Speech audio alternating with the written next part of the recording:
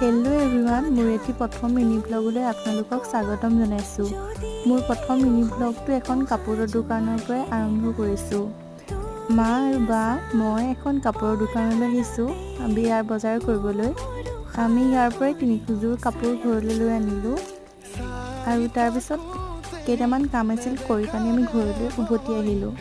Next পাৰ্টটো চাবলৈ বিয়াৰ আপোনালোকে কমেণ্ট এটা কৰি দিব। লাইক, ছাবস্ক্ৰাইব এণ্ড কমেণ্ট কৰিবলৈ আপোনালোকে নাপাহৰিব। ধন্যবাদ।